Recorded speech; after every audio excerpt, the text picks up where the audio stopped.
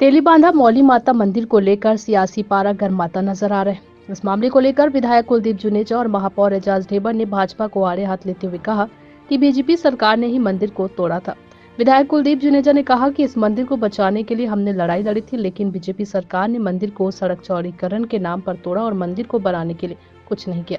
वहीं महापौर एजाज ढेबर ने कहा कि राजधानी के तेलीबांधा क्षेत्र अंतर्गत प्राचीन मौली माता मंदिर को भाजपा सरकार के द्वारा तोड़ा गया है। अब इस मंदिर के पुनर्निर्माण का जिम्मा हमारी कांग्रेस परिषद ने उठाया। श्रद्धालुओं की आस्था से जुड़ा यह पौराणिक मंदिर लगभग 200 साल पुराना है।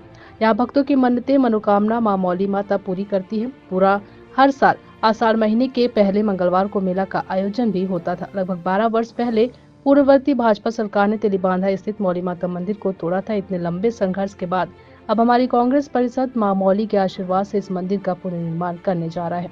वहीं महापौर ने कहा कि शहर भ्रमण के दौरान मां मौली माता मंदिर के पुनर्निर्माण का हमें विचार आया है। हमने मंदिर के पुजारियों के साथ विचार विमर्श कर मंदिर निर्माण का फैसला किया है। एक महत्वपूर्ण प्रेस वार्ता के लिए आज आप लोगों को बुलाया है।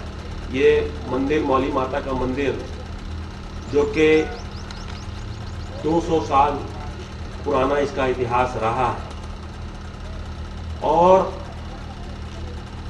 इस मंदिर को भारतीय जनता पार्टी के शासन में इस मंदिर को तोड़ा गया था।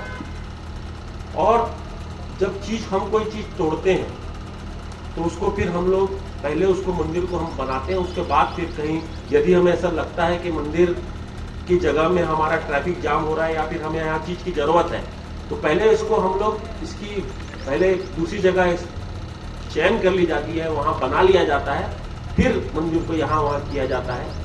मगर बड़े अफसोस की बात है कि भारतीय जनता पार्टी जिसका दोहरा चरित्र यहाँ पर उजागर होता है, ये इतना पुराना मंदिर है, ये लोगों का रायपुर शहर का सबसे बड़ा आस्था का केंद्र रहा है, जिसमें ये कहा जाता है कि जिसके घर में बच्चा नहीं होता था अगर वो इस मंदिर पे आ जाए तो उनके यहाँ उसको पुत्र रत्न की प्राप्ति हो जाती। तो ये मंदिर बहुत बड़ा आस्था का केंद्र रहा है। पहली बात, इसका कोई टेंडर वेंडर नहीं है, ना ही नगर निगम कोई मंदिर को वो नहीं कर रहा है।